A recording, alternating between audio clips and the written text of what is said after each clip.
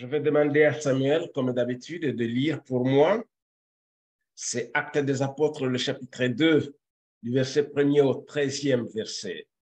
Nous allons, comme c'est le jour de prière, nous allons lire que cela seulement, les 12 versets de Actes des Apôtres, le chapitre 2, le verset 1er jusqu'à 13. Lorsque le jour de la Pentecôte arriva, ils étaient tous ensemble dans le même lieu. Tout à coup, il vint du ciel un bruit comme celui d'un souffle violent qui remplit toute la maison où ils étaient assis. Des langues qui semblaient de feu et qui se séparaient les unes des autres leur apparurent. Elles se posèrent sur chacun d'eux. Ils furent tous remplis d'Esprit Saint et se mirent à parler en d'autres langues, selon que l'Esprit leur donnait de s'exprimer. Or, il y avait en séjour à Jérusalem des Juifs pieux venus de toutes les nations qui sont sous le ciel. Au bruit qui se produisit, la multitude accourut et fut bouleversée parce que chacun les entendait parler dans sa propre langue. Ils étaient hors d'eux-mêmes et dans l'admiration et disaient « Voici, ces gens qui parlent ne sont-ils pas tous galiléens ? Comment les entendons-nous chacun dans notre propre langue maternelle ? Parthes, Mèdes, Élamites, ceux qui habitent la Mésopotamie, la Judée, la Cappadoce, le Pont, l'Asie, la Phrygie, la Pamphylie, l'Égypte, le territoire de la Libye voisine de Cyrène et ceux qui sont venus de Rome, juifs et prosélytes, crétois et arabes. Nous les entendons parler dans nos langues des merveilles de Dieu. Tous étaient hors d'eux-mêmes et perplexes et se disaient les uns aux autres, « Que veut dire ceci ?» Mais d'autres se moquaient et disaient, « Ils sont pleins de vin doux. » Amen. Ils ont parlé plusieurs langues. C'est comme si aujourd'hui, à Montauban, on commençait à parler une langue du Congo. Donc peut-être moi, je m'étonnerais, je dirais, ces gens, les Montalbanais, ils parlent maintenant de langues africaines.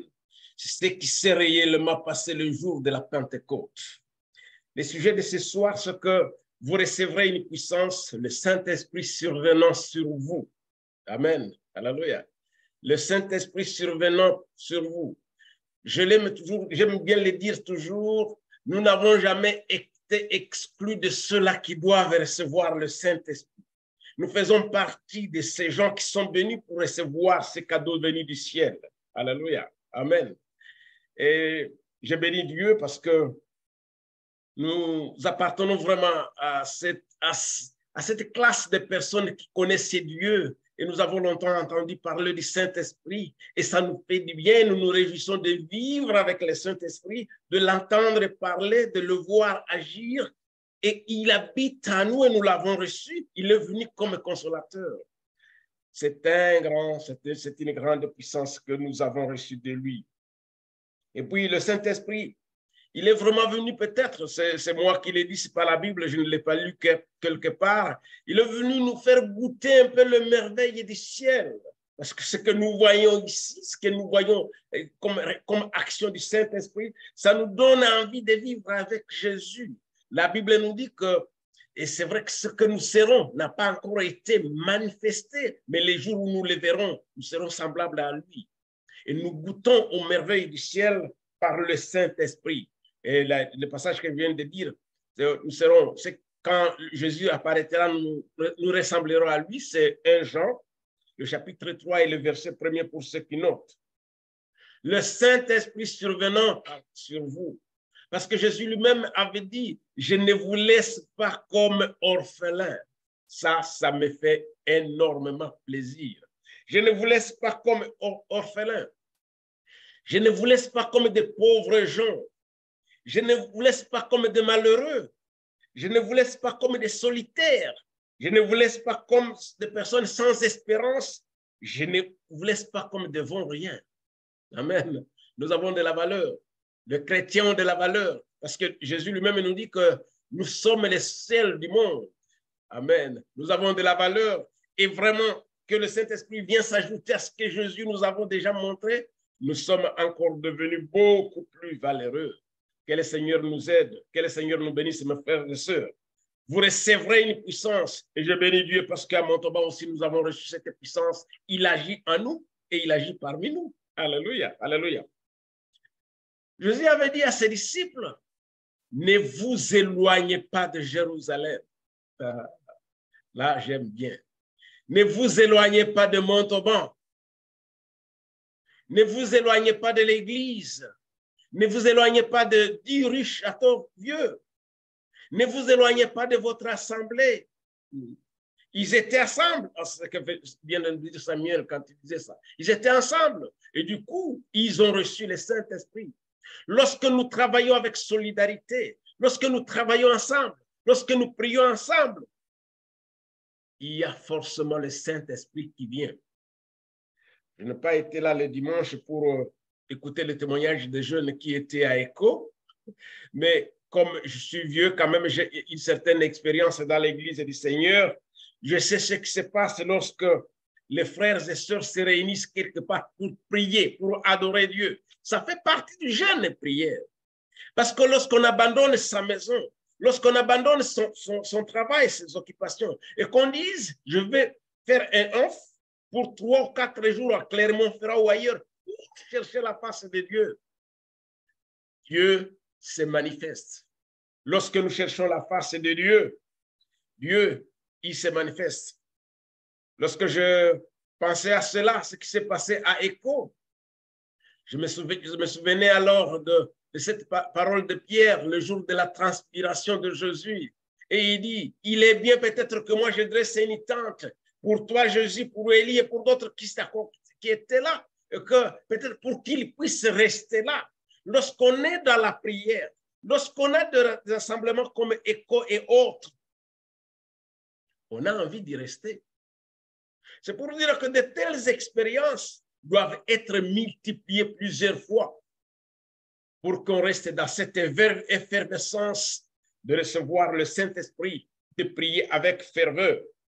Ce matin, j'ai discuté avec une de mes cousines qui est en Australie. Il me disait que la semaine passée, comme ceux qui étaient allés à ECHO, ils se sont déplacés pour aller dans un autre État ou province, je ne sais pas, c'est en Australie. Je ne connais pas comment c'est fait. Mais elle me dit, nous ne voulions pas nous séparer le dimanche soir, alors que certains devaient prendre l'avion, d'autres leur voiture, d'autres des trains. Ils se disaient, est-ce que nous ne pouvons pas encore rester ici pour quelques jours, pour quelques heures? Élodie, qui est à côté de moi, sait comment ça s'est passé dans nos villages au Congo, la République démocratique du Congo. Lorsque nous décidions de prier pendant une semaine dans un village ou dans une ville quelque part, et c'est vrai, on avait du mal à se quitter parce qu'on se disait, si on continuait encore, tellement ça fait du bien. Cette puissance nous fait du bien. La Pentecôte, c'est une fête de la fidélité, mes frères et sœurs. Amen. Alléluia. Alléluia. Jésus a promis cette puissance. Il a promis le Saint-Esprit. Alors il disait, ce qui est écrit dans, ce que la Bible nous dit, mais ce n'est pas Jésus qui l'a dit. Dans Joël, parce que lorsqu'on parle du Saint-Esprit, on aime bien faire référence à cette parole de Joël, le chapitre 2 et le verset 28. Vos filles et vos fils prophétiseront. Alléluia. Nous avons des filles et nous avons des fils. Amen. Qui ont droit de prophétiser, qui ont droit d'être baptisés par le Saint-Esprit. C'est quelque chose qui nous a été donné, c'est quelque chose qui nous est destiné. Nous l'avons reçu gratuitement, mais il y a des conditions. Amen. Alléluia. Pour recevoir le Saint-Esprit. Vos fils et vos filles prophétiseront. À Montauban, nous avons ces filles et ces fils qui ont droit et qui doivent prophétiser. Vos vieillards, des personnes âgées comme moi, auront des songes. Gloire à Dieu. Le Seigneur n'a pas oublié, ne nous a pas oublié parce qu'il ne nous a jamais mis à la retraite. Nous continuerons à rêver, nous continuerons à avoir des songes avec Jésus, avec le Saint-Esprit. Nous pouvons avoir un âge avancé, mais pour Jésus, ce n'est pas ça qui compte. Ce qui compte, c'est le cœur qui aime Dieu et qui croit à lui. Les vieillards auront des songes et les jeunes. Amen. Vous qui étiez à ECHO, vous aurez des visions. C'est une puissance venue du ciel. C'est une puissance que nous recevons. Et c'est vrai peut-être que j'ai oublié de le dire. Lorsque je préparais ce message, je pensais en regardant les plannings, parce que le mardi, c'est moi encore qui prêche. Je me suis dit, aujourd'hui, je ne vais parler que du premier point, parce que j'avais fait 3 points. Les 3 points étaient là, une promesse tenue, c'est ce que je suis en train de dire. Le deuxième, c'est une puissance qui transforme nos vies. Et le troisième, c'est une puissance inexploitée. Donc, peut-être que le mardi prochain, je parlerai de ces autres de ces autres 2 points que je laisse aujourd'hui parce qu'on n'aurait vraiment pas le temps de parler de tout ça. Donc, le Saint-Esprit nous a été envoyé à Montauban. Nous l'avons, cette puissance survenant sur vous, cette puissance qui viendrait sur vous, cette puissance qui viendra sur vous. Il a été envoyé à Montauban.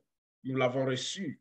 Et si nous ne l'avons pas encore, si quelqu'un ne l'a pas encore reçu, c'est son droit et c'est son devoir de l'avoir. Parce que personne n'est exclu. Alléluia, j'aime ça. Personne n'est exclu.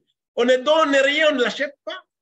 Souvenez-vous de la parole de Simon lorsqu'il a vu Philippe, lorsqu'il a vu plutôt Pierre et Jean guérir, imposer des mains sur des malades, que des malades étaient guéris. C'est Simon, lui, il leur a proposé de l'argent pour qu'il reçoive aussi, pour qu'il ait aussi cette puissance. Mais ce n'est pas parce que nous donnons de l'argent, c'est simplement lorsque nous donnons ce qui est précieux à nous, c'est nos cœurs. Lorsque nous donnons nos cœurs à Jésus, il nous baptise du Saint-Esprit. Que le Saint-Esprit nous guide, que le Seigneur nous bénisse. Quelqu'un avait prêché il y a quelque temps, je ne me souviens pas, je crois que c'est Didier peut-être, il avait parlé de la connexion entre nous et Dieu. Je me souviens bien de l'image du Wi-Fi qu'on avait affiché, et même les jeunes pasteurs, j'oublie les noms, qui étaient venus récemment, il a mis aussi cette image.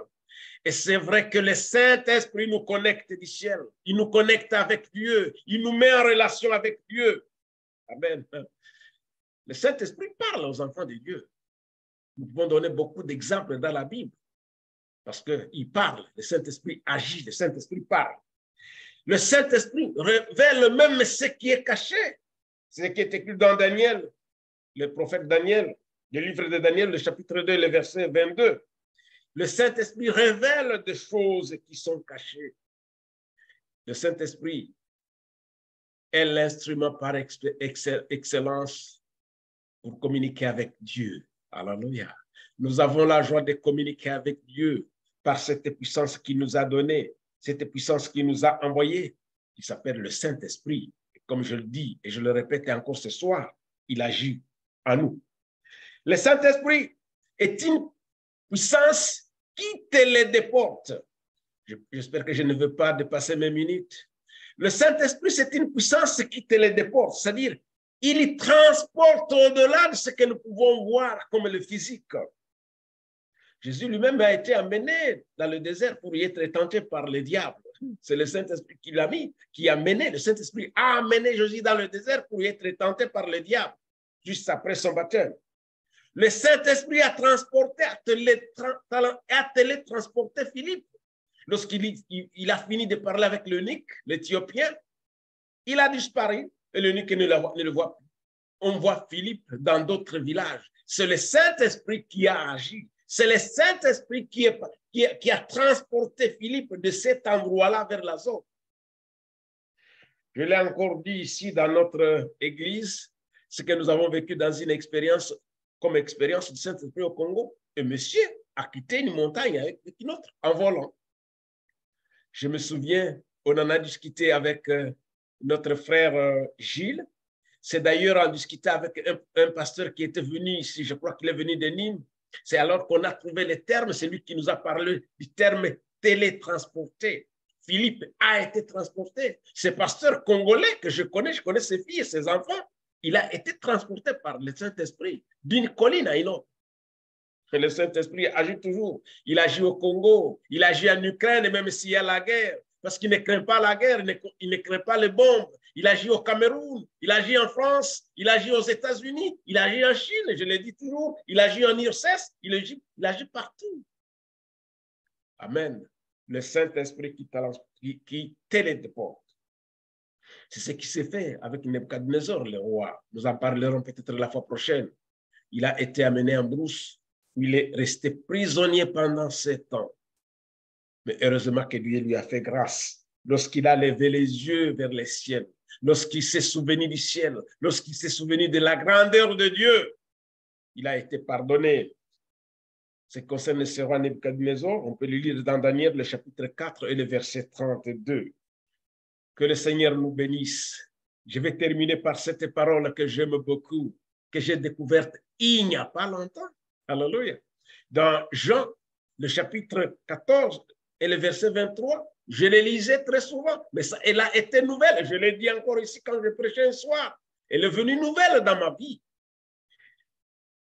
Si quelqu'un m'aime, il gardera ma parole et mon Père l'aimera. Nous viendrons à lui et nous ferons notre demeure chez lui. 1. Il gardera ma parole si quelqu'un aime Dieu. 2. Mon Père l'aimera. 3. Nous viendrons à lui. 4. Nous ferons notre demeure à lui. Chez lui, pardon. Nous ferons notre demeure chez lui. C'est Jésus qui dit, lui et son Père. Mes frères et sœurs, vous avez accueilli Jésus et son Père chez vous. Jésus et son Père, il est chez vous. Il demeure chez vous. Alléluia. Cela est possible par la puissance du Saint-Esprit. Amen. Amen. Amen. Cela est possible par la puissance du Saint-Esprit. Que le Seigneur s'établisse chez vous à la maison, dans votre foyer. Qu'il s'établisse dans votre cœur. Et c'est vrai qu'on parle surtout du cœur, mais qu'il s'établisse aussi chez vous. Ça, je le crois. Qu'il vienne habiter à nous. Le Saint-Esprit habite à nous. C'est lui qui transforme nos vies. Nous verrons ces deuxième point le mardi prochain. Que le Seigneur nous bénisse. Nous avons reçu une puissance. Le Seigneur l'a promis et il nous l'a envoyé. Alors, mes frères et sœurs, exploitons sérieusement cette puissance que le Seigneur nous a donnée. Elle est gratuite. Nous ne payons rien. Seulement, si nous aimons Dieu, si nous donnons nos cœurs à Dieu, forcément, le Saint-Esprit viendra habiter à nous. Que le Seigneur vous bénisse. Je ne manquerai pas de vous dire, mes frères et sœurs, que nous vous aimons. Amen. Ne soyez pas étonnés lorsque je le dis comme ça. Nous vous aimons parce que vous êtes une richesse pour nous. Oh, oh. Imaginez-vous un montement à l'église, sans votre église, sans vous. Imaginez-vous un montement sans entendre vos prières. Imaginez-vous un montement sans écouter vos prédications. Imaginez-vous un montement sans votre solidarité. Oh, qu'est-ce que nous serons devenus? Quelle serait ma pauvreté si j'habitais à Montauban sans église? Quelle serait ma pauvreté si je ne vivais pas avec Jésus?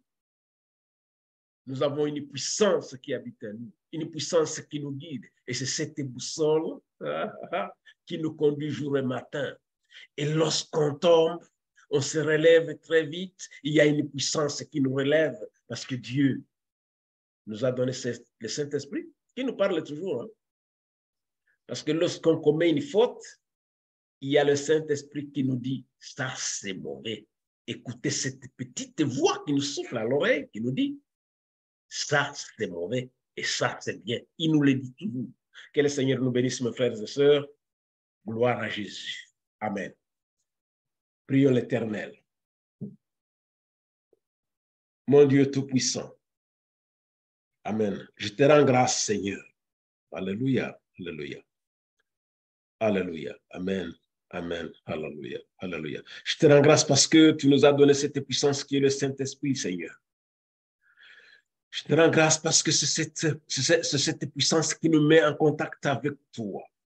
C'est celui qui nous permet de tenir, même quand nous traversons de très grandes épreuves, Seigneur. Il y a plusieurs choses qui pouvaient nous décourager. Alléluia. Mais nous sommes vraiment retenus par une puissance. Amen. La puissance d'amour de Jésus-Christ qui nous a envoyé. Amen. Amen. Un consolateur. Il est venu habiter dans nos foyers. Il est venu habiter dans nos cœurs. Il agit et nous le voyons. Et nous te disons merci, Seigneur.